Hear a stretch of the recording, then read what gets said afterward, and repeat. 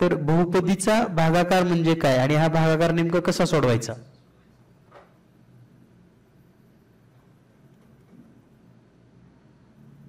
तर बहुपदीचा भागाकार शिकण्यापूर्वी आपल्याला बहुपदी कुणाला म्हणतात हे आपण समजून घेऊयात. तर बहुपदी सर्वात महत्वाचं म्हणजे एखादं जेव्हा आपण समीकरण लिहितो, समजा x वर्ग अधिक 3y घन अधिक 4z, तर यामध्ये जे चल आहेत पहा, आता या ठिकाणी हे चल आहे, x हे एक चल आहे, y हे दुसरं चल आहे आणि z हे एक चल आहे. आता z चा कोणताच घातांक नाही म्हणजे 1 असतो हे पण लक्षात घ्या. तर या ठिकाणी हा जो चलाचा घातांक आहे 2, या ठिकाणी चलाचा घातांक 3 आहे, या ठिकाणी चलाचा घातांक 1 आहे, बरोबर आहे. तर हे जे चलाचे घातांक आहेत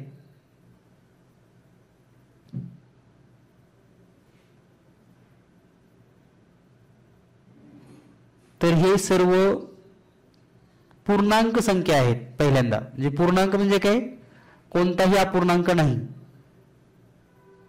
म्हणजे एखादी बहुपदी आहे किंवा नाही हे ओळखण्याची पहिली कंडिशन म्हणजे त्याचे घातांक हे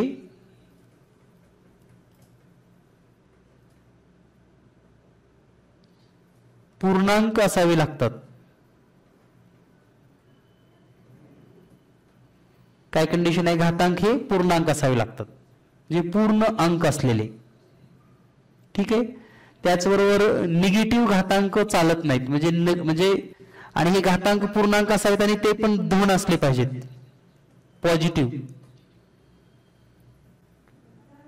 पॉझिटिव्ह इंटिजर्स. म्हणजे तुम्हाला जर असा प्रश्न आला की खालीलपैकी कोणती बहुपदी आहे, खालीलपैकी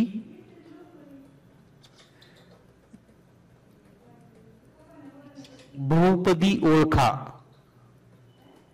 असा प्रश्न आहे. समजा पहिला प्रश्न आहे x चा घातांक 3/4 अधिक 5x. दुसरी बहुपदी आहे x चा घातांक -9 अधिक 4x वर्ग अधिक 5.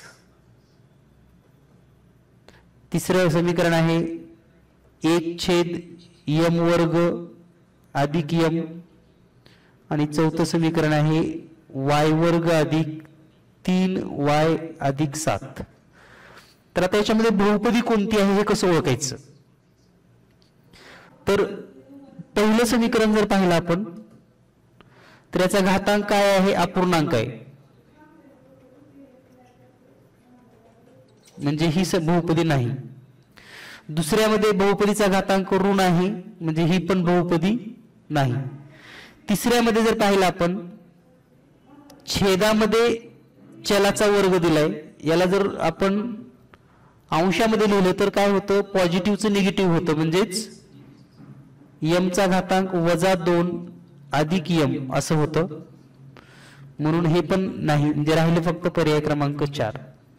म्हणजे बहुपदी कुणाला म्हणतो आपण, ज्याचा घातांक धन असावा आणि पूर्णांक असावा. ठीक आहे. यानंतर पुढचा जर आपण भाग पाहिला तर बहुपदीची कोटी कुणाला म्हणतात? मॅडम आहे का गाडीची सोय? नाही तर 9 वाजता मी सोडतो. तेच 9 वाजता येतो म्हणजे 9 वाजता मी जातो. आले लवकर तर जावा, नसेल तर 9 वाजता सरांची गाडी येणार सर सोडतो म्हणते तुम्हाला.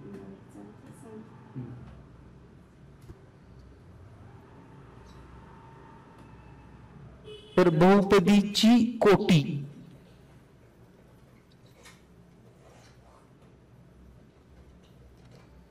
म्हणजे काय, त्याला आपण डिग्री असं म्हणतो, पॉलिनॉमियल्स डिग्री. तर ती कशी ओळखायची हे पण समजून घ्या. 7x घन अधिक 4x वर्ग वजा 5x त्याचा घातांक 1. आता याची कोटी कशी ओळखायची, तर चलाचे घातांक चेक करा. चलाचे घातांक म्हणजे तर लक्षात आलं तुम्हाला घात. तर या ठिकाणी चलाचा घातांक आहे 3, इथं आहे 2 आणि इथं आहे 1. तिन्ही ठिकाणी चल पद आहे x x x. मग सर्वात मोठा घातांक कोणता आहे? सर्वात मोठा घातांक तर तो आहे 3 आणि म्हणून बहुपदीची जी कोटी आहे ती पण असेल 3च. बहुपदीची कोटी किती असेल?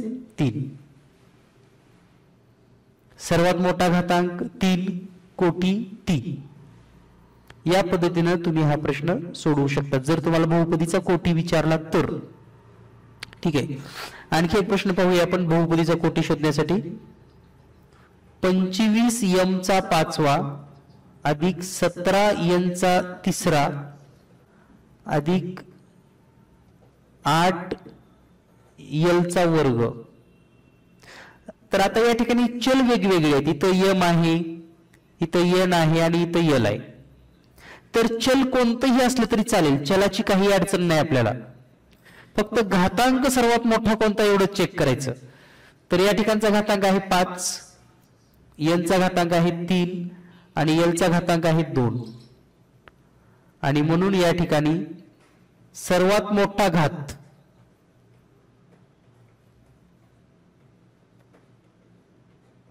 बरोबर 5 म्हणजेच कोटी. बहुपदीचा कोटी 5.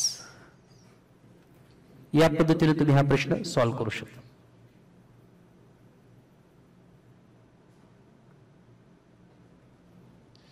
ठीक आहे. आता यामध्ये थोडं प्रश्नांचं स्वरूप कसं बदलतं किंवा प्रश्न कसा बदलून विचारला जातो ते आपण समजून घेऊयात. बघा, प्रश्न असा पण येतो 7 m वर्ग n घन अधिक 9 m चा 4था घातांक n चा 3रा घातांक अधिक 2 m चा 5वा घातांक आणि पुढे n. तर आता या ठिकाणी कोटी किती आहे? आता कोटी कसा शोधायचा? बहुपदीचा कोटी शोधायचा आहे आपणास. तर चल तर वेगवेगळे दिसतात तुम्हाला या ठिकाणी. तर काय करायचं आता या ठिकाणी? या पहिल्या पदामध्ये हे स्थिर पद आहे आणि चल आहे m आणि n. तर याचा घातांक 2 आणि याचा घातांक 3, याची बेरीज करा. 2 अधिक 3 किती झालं? 5. इथले पण चल पहा किती आहेत, यांची बेरीज काय घातांकाची? 4 अधिक 3 किती आलं? 7. पुढे m चा घातांक 1 आणि हे n म्हणजे 5 अधिक 1 किती होते? 6. मग सर्वात जास्त बेरीज कोणती आहे? 7. म्हणजे कोटी आहे 7. म्हणजे जर चल पद जर वेगवेगळी असतील तर ज्या ठिकाणी गुणाकारामध्ये तुम्हाला दिलेली असतील त्यांचीच आपल्याला या ठिकाणी घातांकाची सर्वात जास्त बेरीज कुणाची होते. म्हणून यावरून या पदाचा जो बहुपदीचा कोटी आहे तर तो 7. यानंतर दुसरं उदाहरण पाहूया आपण याच पद्धतीनं. 10 m वर्ग n वर्ग वजा 12 m वर्ग n अधिक 30 m घन n वर्ग. तर आता या ठिकाणी काय होतं कोटी बघा, चेक करा. कोटी प्रत्येकाने सांगायचंय, प्रयत्न करा. कोटी काय असेल या ठिकाणी? यालाच आपण डिग्री असं म्हणतो, इंग्रजीमध्ये डिग्री म्हटलं जातं. Find the degree of given polynomial. जे खाली दिलेल्या बहुपदीचा कोटी ओळखा. तर या ठिकाणी कोटी किती असणार? आता या ठिकाणी 2 आणि 2 ची बेरीज किती आली? 4. इथं 2 आणि हे 1 3 येतं. इथं 3 आणि 2 बेरीज येते 5. सर्वात जास्त बेरीज 5 म्हणजे कोटी 5. तर अशा पद्धतीने आपल्याला बहुपदीचा कोटी ओळखता येतो. ठीक आहे. आता तुम्हाला परीक्षेमध्ये मुद्दाम म्हणजे असं पण विचारलं जाऊ शकते की तुम्हाला एखादा नंबर दिलाय, समजा 12. 12 चा कोटी किती? Find the degree of given, म्हणजे 12च दिले, पुढे कुठलंच एक्स नाही, वाय नाही, काहीच नाही. तर हे 12 काय आहे? स्थिर पद आहे, स्थिर पद. इथं चल दिलेलं नाही. पण जर 12 सोबत तुम्ही एखादं चल लिहायचा विचार केला तर कसं लिहाल? तर 12 x चा घातांक 0, कारण कोणत्याही पदाचा घातांक 0 केला की 1 येतो, हा आपण घातांकात नियम पाहिलाय. त्यामुळे 12 बरोबर 12 x चा 0 असं लिहिलं तरी काही फरक पडत नाही. मग या ठिकाणी याचा जो कोटी आहे तो आहे 0. आणि म्हणून लक्षात ठेवा, स्थिर पदाचा कोटी 0 असतो. हे वाक्य माहिती असावं तुम्हाला. स्थिर पदाचा कोटी किती असतो? 0. कोणतंही स्थिर पद असू द्या, म्हणजे नुसती संख्या जर लिहिली असेल तिथं चलच दिला नाही कुठलं, तर त्याचा कोटी असतो 0. यानंतर आपण पुढे थोडी माहिती असं घेणार आहोत की शून्याचा कोटी किती असतो. मग शून्याचा कोटी जर विचारला गेला एकदा कदाचित, तर याचं उत्तर लिहायचं सांगता येत नाही, कॅन नॉट डिफाईन, सांगता येत नाही. ठीक आहे, म्हणजे संख्यांचा कोटी तुम्ही सांगू शकाल, पण शून्याचा कोटी सांगता येत नाही. तर या पद्धतीने आपल्याला कोटी ही कन्सेप्ट लक्षात घ्यायची आहे. त्यानंतर आपल्याला जसं बहुपदीची बेरीज, वजाबाकी, गुणाकार करता येतो, तसा भागाकार करता येतो का नाही हे शिकायचंय. तर भागाकार करण्याच्या काही पद्धती मी तुम्हाला सांगतो, सोप्या सोप्या अगदी. आता एक पदीनं एक पदीला भागणे, अगदी सोपा प्रश्न. एक पदीने एक पदीला भागणे,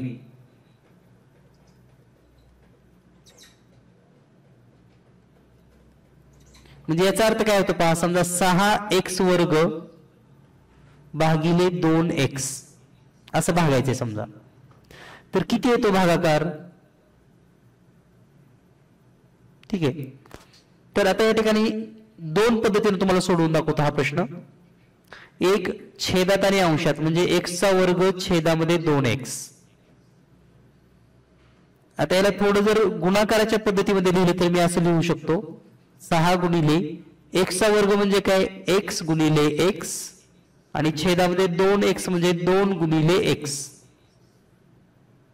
आता भागाकार करूयात आपण. बे एक बे, संख्येने संख्येला बघूयात. बे 3 6, x एक x, x एक x. अंशात काय राहिलं मग? 3 गुणिले x म्हणजे 3x, छेदामध्ये तर एकच आलेला आहे, म्हणजे भागाकार आला 3x. याचं उत्तर किती असेल? 3x. 6x वर्गला जर 2x न जर भागलं तर उत्तर किती येतं? 3x. ही झाली पहिली पद्धत, मेथड नंबर फर्स्ट. दुसरी मेथड काय आहे? तर 6x वर्ग भागिले 2x. तर मग 6x ला किती न गुणा, म्हणजे सॉरी 2x ला किती न गुणावं म्हणजे 6x वर्ग येतो. याच्यासाठी एक सोपं उदाहरण तुम्हाला मी इथे लिहितो. 4 भागिले या ठिकाणी आहे 20. तर आता 4 न भागताना काय करतो आपण? 4 चा पाडा म्हणतो 20 येईपर्यंत.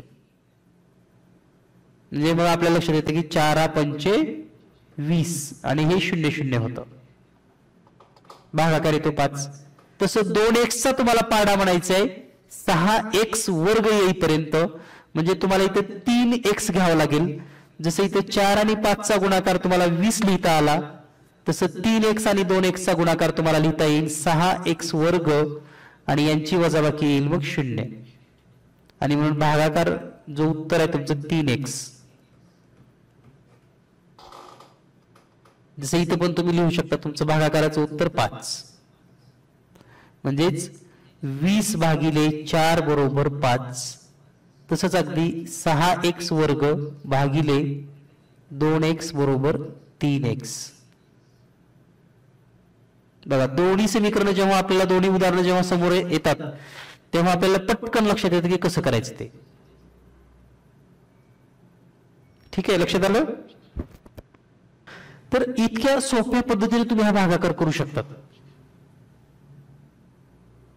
ठीक आहे, आता आणखी काही उदाहरणं पाहूयात आपण. समजा 7m वर्ग n वर्ग भागिले 7 ला भाग जाणार नाही, आपण दुसरी संख्या बदलून घेऊया त्या ठिकाणी. म्हणजे 15m वर्ग n वर्ग भागिले 3mn. ओके, तर आता काय होईल मग हे 15m वर्ग n वर्ग छेदामध्ये 3mn असं लिहायचंय आपल्याला. आता प्रत्येक वेळेस गुणाकाराच्या स्वरूपामध्ये लिहायचं असेल तर तुम्हाला या पद्धतीने लिहून घ्यावं लागेल.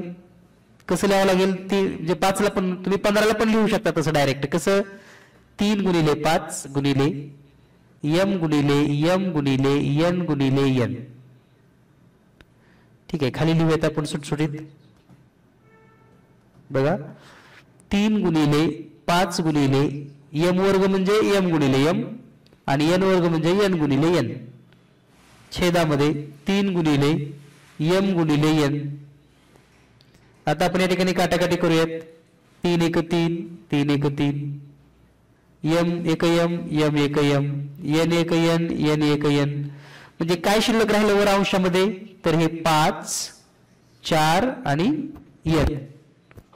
5 4 आणि n म्हणजेच उत्तर आलं 5mn. ठीक आहे, आता हे शॉर्टली पण कसं सोडवता येतं बघा. हे 15m वर्ग n वर्ग छेदामध्ये 3mn. तर 3 1 3 3 5 15. आता खाली एक m आहे आणि वर 2 m असणार आहेत, म्हणजे वर्ग असणार आहे. म्हणजे हे m कटेल आणि वरचा वर्ग कॅन्सल होईल, n कटेल आणि वरचा वर्ग कॅन्सल होईल आणि शिल्लक राहील 5mn.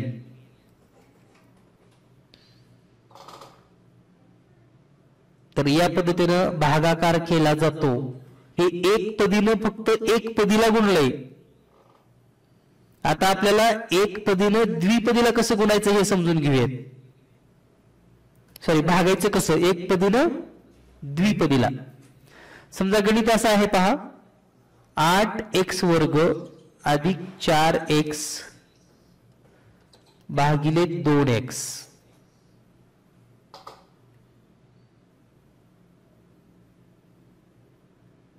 तर जर डायरेक्ट सोडवायचं असेल तुम्हाला इथले इथे लगेच, तर तुम्ही असं सोडवू शकतात. 8x वर्ग अधिक 4x भागिले 2x छेदामध्ये लिहा आणि दुरीला पण छेद सेपरेट देऊन टाका. म्हणजे काय करायचं, 2x सेपरेट द्यायचं. हे 8x वर्ग छेदामध्ये 2x लिहा अधिक 4x छेदामध्ये 2x लिहा. आता या ठिकाणी x आणि x चा वर्ग कॅन्सल होईल, x आणि x कॅन्सल होईल. बे 1 बे, बे 2 4, बे 1 बे, बे 4 8. म्हणजे उत्तर किती येईल, 4x अधिक 2. या पद्धतीने तुम्ही हा प्रश्न सोडवू शकता. आता याची जर उभी मांडणी करायची असेल तर कसं सोडवायचं. उभी मांडणी केल्यास काय होईल, 8x वर्ग अधिक 4x कंसामध्ये 2x. आता एक एक संख्या आपल्याला भाग द्यावा लागतो. पहिल्यांदा 8x वर्ग म्हणजे इथं वर 4x घेऊयात, म्हणजे इथं होईल 8x वर्ग, यांची वजाबाकी आली 0 0. त्यानंतर वरचं अधिक 4x येईल. आता 2x ला कितीने गुणल्यानंतर 4x होतं, तर 2 म्हणजे प्लस 2 घ्या मग वर, मग हे होईल 4x. मग त्यानंतर यांची वजाबाकी पण 0 0 आणि भागाकार किती येतो मग 4x अधिक 2. या पद्धतीने लक्षात ठेवा, 4x अधिक 2 ही पद्धत तुम्ही वापरू शकतात आणि आपल्याला हे उदाहरण सोडवता येतं. आता जर परीक्षेमध्ये आपण पाहिलं तर एक पदीला एक पदीने भागणं, द्विपदीला एक पदीने भागणं, द्विपदीला द्विपदीने भागणे, त्रिपदीला द्विपदीने भागणे, अशी वेगवेगळी उदाहरणं असतात. आणि ती कशी सोडवायची, कोणत्या पद्धतीने आपल्याला त्याचे सराव करायचा आहे हे आपण या ठिकाणी समजून घेऊयात. तर प्रत्येक वेळेस आता इथं बाकी किती आले? 0. तर बाकी 0च येईल असंही काही नाही, हे लक्षात घ्या.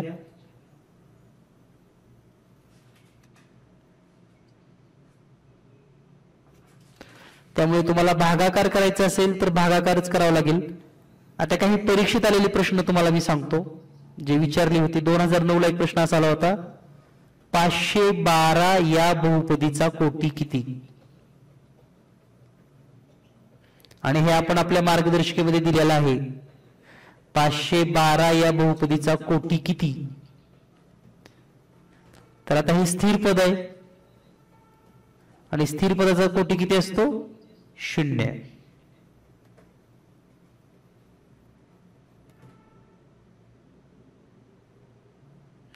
त्यानंतर 2010 ला असा प्रश्न होता पहा, 3/2 x चा चौथा वजा 6x घन अधिक 7/8 x चा पाचवा अधिक 12x चा वर्ग कोटी किती?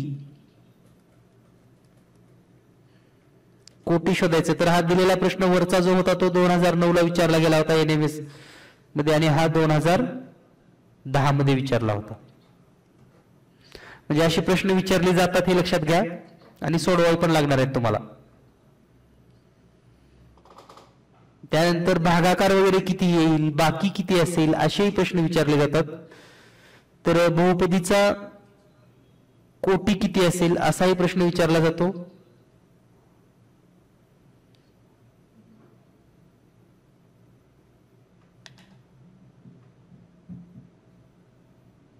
ठीक आहे, तर इथं कोटी किती असेल? सर्वात मोठा आहे 5 म्हणून 5. यानंतर 2018 ला एक परीक्षेत प्रश्न आला होता, तो काय आहे पहा.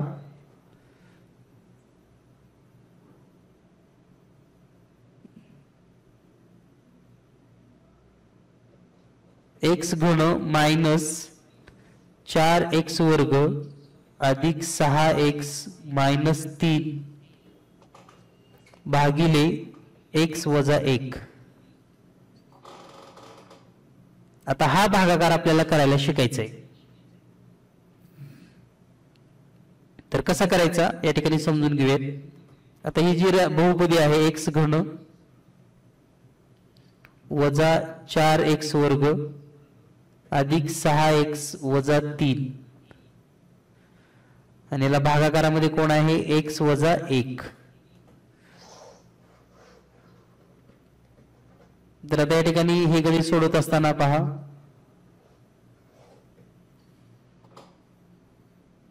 इथं किती आहे? x घन.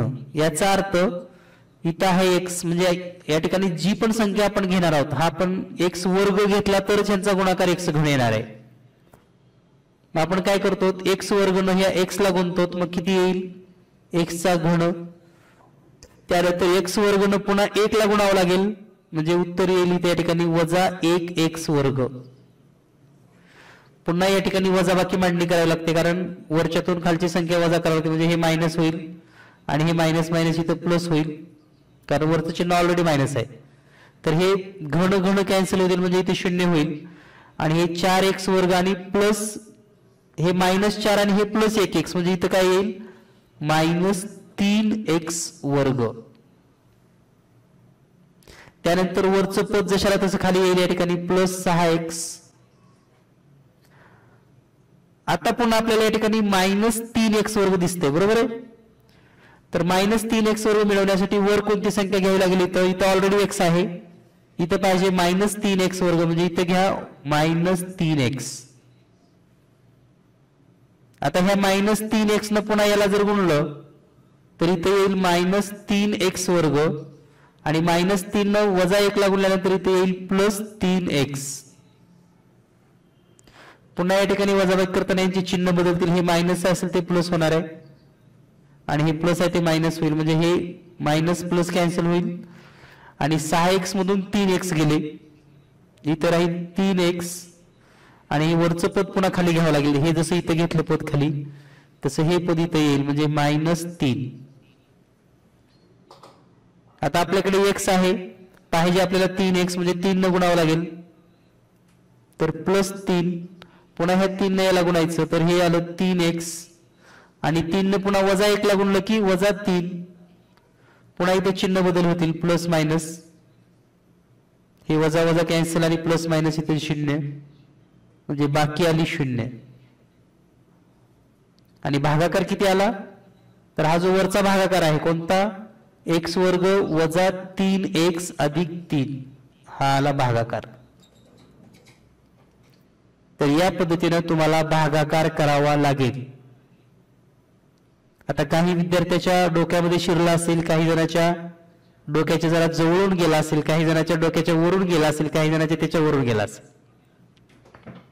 ठीक आहे, तर हे एकदम लगेच लक्षात येणार नाही, याला सराव गरजेचा आहे. आपल्याकडे डिसेंबर पर्यंतचा वेळ आहे, तुम्ही सराव करा, तुम्हाला असे भागाकार सोडवता आले पाहिजेत. ठीक आहे, कारण तुमचा आता लगेच जर तुम्हाला म्हणलं मी काय शंका आहे तर लगेच तुमचे प्रश्न चालू होतात, x² का बरं घेतलं, -3x का बरं घेतलं, 3च का बरं घेतलं, दुसरं काहीच तुमच्या डोक्यामध्ये राहणार नाही. ठीक आहे, त्यामुळे पुन्हा एकदा मी रिपीट करतोय, इथं जर वर बघा आपण जर पाहिलं x घन आहे तर तिथं खाली x घन आलं तरच वजाबाकी 0 येणार आहे ना, म्हणून x² जर x ला गुणलं तरच x घन येते, म्हणून आपण x² घेतला. पुन्हा या ठिकाणी खाली जर पाहिलं तर तुम्ही 3x² दिसेल, पुन्हा 3x² पाहिजे म्हणून 3x न गुणलं. तर ह्याच तुमच्या शंका असणार, दुसऱ्या काही शंका नाही. तर तुम्हाला सराव करावा लागेल. आणि सर्वात महत्वाचं हे प्रकरण जे तुम्हाला लिंक दिलेले आहेत त्यामध्ये यापेक्षाही आणखी सोपं सांगितलंय. सोपं का म्हणतोय मी, कारण त्याच्यामध्ये पुस्तकातली भरपूर उदाहरणं सोडवून दिलेली आहेत, त्यामुळे तुम्ही ते सोडवण्याचा प्रयत्न करा, तुम्हाला नक्कीच अगदी सोप्या पद्धतीने सोडवता येईल. तर या पद्धतीने तुम्हाला भागाकार आणि बाकी किती एवढं सोडवता येतं. आता आणखी एक उदाहरण पाहूया आपण. आपल्या सरावासाठी दिलेल्या याच्यामधलं पहिला प्रश्न पहा,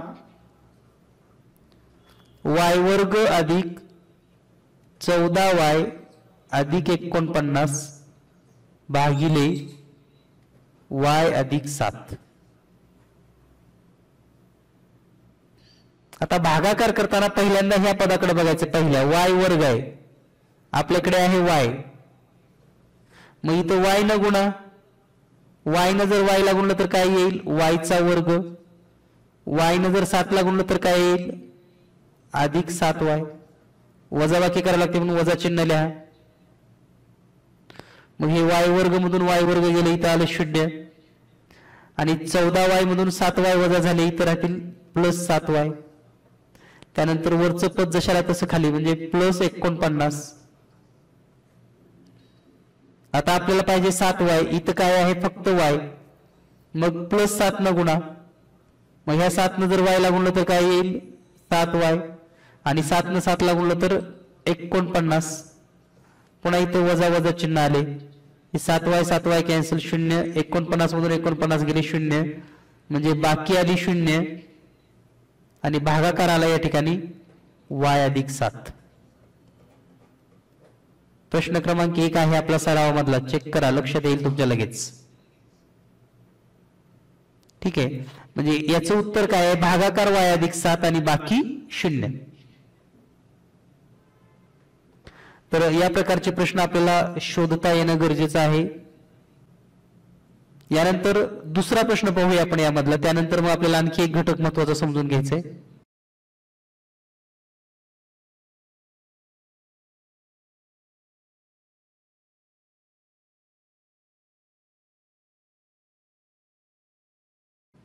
त्या ठिकाणी पुढचा जो प्रश्न आहे आपला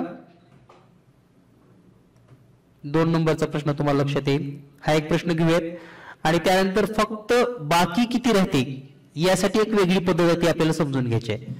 दुसरा प्रश्न काय आहे पहा, 2x - 1 या बहुपदीचा कोटी किती आहे. तर चलपद कोणता या ठिकाणी x आणि त्याचा घातांक किती असणार आहे इथे 1, आणि म्हणून कोटी किती असेल या पदाचा 1. त्यानंतर तिसरा प्रश्न आहे वजा 27x चा चौथा घातांक आहे भागिले वजा 9x चा म्हणजे या भागाकाराचा म्हणजे अगोदर भागाकार करायचा लक्षात घ्या आणि मग कोटी शोधायचे. या भागाकाराचा कोटी किती. आता भागाकार करत असताना बघा वजा 27x चा चौथा छेदामध्ये वजा 9x भाग देत असताना आपल्या लक्षात येईल काटाकाटी करत असताना 9 1 9 9 1 9 9 तो 1 27 हे वजा वजा तर कटलंच. आता खालचं एक x कटेल आणि वरचं x चा चौथ्याच्या ठिकाणी एक x कटणार आहे म्हणजे किती राहणार आहे या ठिकाणी 3x चा घन आणि म्हणून कोटी किती असेल 3.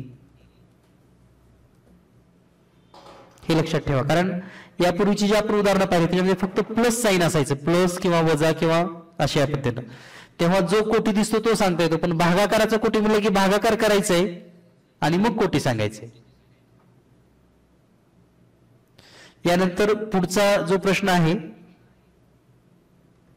तो प्रश्न असा आहे पहा प्रश्न क्रमांक 4 मध्ये y घन वजा 2y वर्ग अधिक 4y अधिक 1 या बहुपदीला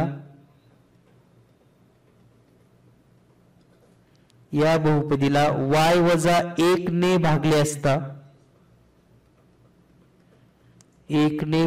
असता बाकी किती असेल.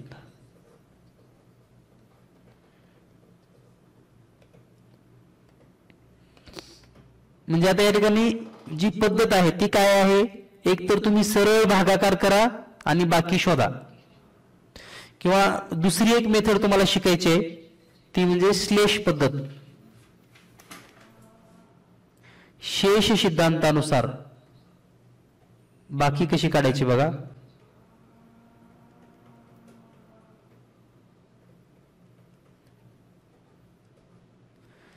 शेष सिद्धांत आणि या सिद्धांतानुसार बाकी कशी शोधता येते भागाकार न करता बाकी शोधणे हे लक्षात ठेवा.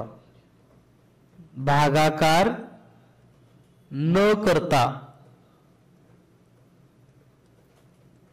बाकी शोधणे म्हणजे भागाकार तर करायचं नाही पण बाकी तर शोधायचे. तर या सिद्धांताचा आपल्याला वापर करता येतो. मग या ठिकाणी दिलेल्या माहितीनुसार पहा समीकरण काय आहे बरोबर y घन वजा 2y वर्ग अधिक 4y अधिक 1. तर काय करायचं या ठिकाणी आपल्याला भागायचंय कशानं y वजा 1 न म्हणजे आपण असं लिहायचंय y वजा 1 बरोबर 0. आता हे वजा जर आपण शून्याकडे घेतलं तर काय होईल y बरोबर अधिक 1 आणि ही y बरोबर अधिक 1 किंमत y च्या ठिकाणी आपल्याला ठेवायची आहे. म्हणजे काय होईल या ठिकाणी 1 चा घन वजा 2 कंसात 1 चा वर्ग अधिक 4 कंसात 1 अधिक 1 म्हणजे जिथं जिथं y आहे तिथं तिथं 1. मग आता या ठिकाणी काय होईल 1 चा घन केला किती होईल 1च होईल वजा 2 गुणिले 1 म्हणजे इथं 2च आलं अधिक 4 गुणिले 1 म्हणजे 4 आणि अधिक 1 हे पहिलं प्लस आहे. आता लक्षात घ्या यापुढे काय होतं तर हे +1 +4 आणि +1 म्हणजे +1 +4 आणि +1 याची जर बेरीज केली तर काय होईल तर +6 -2 आणि बरोबर याचं उत्तर येतं +4. तर जे असं उत्तर येणार आहे शेवटी y ची किंमत ठेवल्यावर त्याला म्हणायचं बाकी.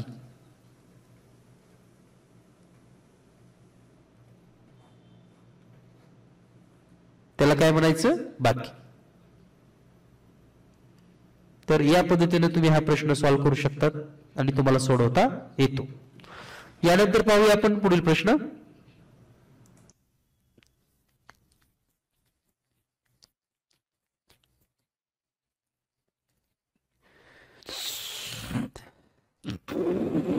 आता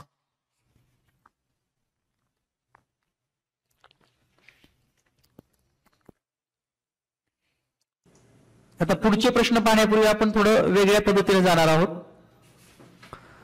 तर प्रश्न क्रमांक 17 पहा. 17 तुमच्याकडे आहे, सगळ्याकडे 17. प्रश्न क्रमांक 17 काय आहे? -5 या बहुपदीचा कोटी किती आहे?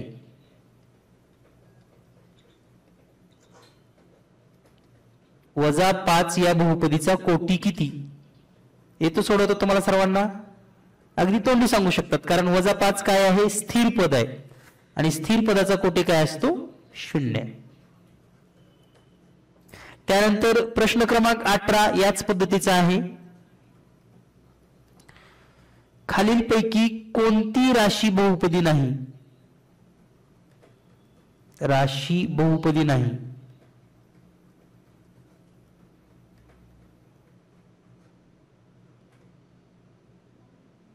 तर पहिला पर्याय आहे पहा x वर्ग अधिक 2. दुसरा पर्याय आहे फक्त 5. तिसरा पर्याय आहे x वर्ग वजा 7x वजा 2. आणि चौथा पर्याय आहे 2 छेदामध्ये x अधिक x वर्ग. तर कोणती बहुपदी नाही बघा. थोडं जर निरीक्षण केलं तर इथं घातांक 2 आहे, सगळं व्यवस्थित आहे वगैरे, धन आहे वगैरे, पूर्ण आहे, म्हणजे बहुपदी आहे. इथं हे स्थिर पद आहे, ही पण बहुपदी असतेच. इथं घातांक प्लस आहे, ही पण बहुपदी आहे. हे छेदामध्ये असल्यामुळे हे काय होतं तर 2x चा वजा 1 होतो, म्हणजे घातांक ऋण होतो इथं. म्हणून पर्याय 4 बहुपदी नाही. म्हणून आपल्या प्रश्नाचं उत्तर असेल पर्याय क्रमांक 4, कोणती बहुपदी नाही. यानंतर पुढचा प्रश्न 19वा. हे प्रश्न आपण का घेतोय आज? कारण यावरचा घटक तुम्हाला ऑलरेडी शिकवलाय म्हणून. यानंतर प्रश्न क्रमांक 19 जर आपण पाहिला तर कोणती राशी बहुपदी आहे? पर्याय क्रमांक 1 x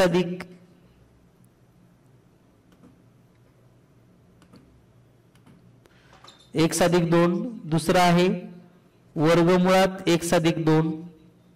तिसरा आहे 1/x. आणि चौथा आहे x चा घातांक 3/2 अधिक 4. तर कोणती बहुपदी असेल या ठिकाणी? अगदी सेकंदामध्ये तुम्हाला उत्तर आलं असेल. याचे बहुपदी कोणती असेल तर पर्याय क्रमांक 1च, कारण याचा घातांक आहे +1. आता दुसरी बहुपदी का नाही ते सांगतो. हे वर्गमुळात म्हणजे काय तर x चा घातांक 1/2, म्हणजे वर्गमूळ म्हणजेच 1/2 असतं, अधिक 2. या ठिकाणी काय होतं छेदामध्ये म्हणून हे होईल x चा घातांक वजा 1, आणि इथं घातांक आहे अपूर्णांक, म्हणून खालच्या कोणत्याच बहुपदी नाहीत, फक्त एकच बहुपदी आहे पर्याय क्रमांक 1 मध्ये. ठीक आहे. आणि यानंतर शेवटचा प्रश्न आहे 20वा. एक बहुपदीची मांडणी दिली तर उतरत्या क्रमानं, घातांकाच्या उतरत्या क्रमानं, म्हणजे अगोदर सगळ्यात मोठा, मग बारका असं कोणाचा असेल? कोणता पर्याय आहे? तर 20वा प्रश्न जर तुम्ही तोंडी सोडवू शकता तर उतरत्या क्रमानं म्हणजेच 18x चा 5वा वजा 3x वर्ग, म्हणजे हे पण वजाच 18 राहणार आहे, आणि अधिक 12x, म्हणजे पर्याय क्रमांक 4. म्हणजे त्यांची जी चिन्ह आहेत ते जिथं आहे तशीच ठेवायचे. मायनस असेल तर मायनस, प्लस असेल तर प्लस. फक्त घातांक उतरत्या क्रमानं, म्हणजे उतरता क्रम म्हणजे कसा पहा, हा घात 5 आहे, हा घात 2 आहे, आणि इथला घातांक 1 आहे, म्हणजे ह्याला म्हणायचं उतरता क्रम. अशी मांडणी त्यांना अपेक्षित होती. तर या पद्धतीने आपण आज 17, 18, 19 आणि सुरुवातीचे पहिले 4 प्रश्न असे जवळपास 8 प्रश्न या ठिकाणी अभ्यासलेले आहेत. भागाकार कसा करायचा हे पण शिकलेला आहे. शेष सिद्धांत कसा वापरायचा त्याचं एक आणखी उदाहरण घेऊयात आपण हवं तर. शेष सिद्धांताचा वापर म्हणजे समजा एखादं समीकरण असं आहे पहा, 7x वर्ग वजा 3x अधिक 4 याला 1+2 ने भागले तर बाकी किती? तर पहा, फक्त बाकी किती विचारलं तरच ही पद्धत वापरायची आहे. काय वापरायचंय? बाकी किती. तर 1+2 दिलंय बरोबर 0 लिहा, म्हणजे x बरोबर हे +2 जर या बाजूला घेतलं तर काय होईल? -2. x बरोबर -2. आणि दिलेल्या समीकरणामध्ये काय करायचं? जिथं जिथं x आहे तिथं -2 ठेवायचं, म्हणजे 7 कंसात -2चा वर्ग -3 गुणिले -2 अधिक 4. तर आता या ठिकाणी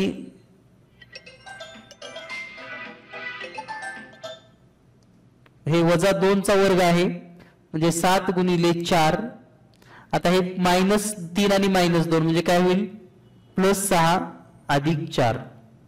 7 चोक 28 अधिक 6 अधिक 4 म्हणजेच 38. या प्रश्नाचं उत्तर काय असेल? 38. आणि ही या भागाकाराची बाकी असेल. ठीक आहे. तर या पद्धतीने आपण हा प्रश्न सोडवू शकतात.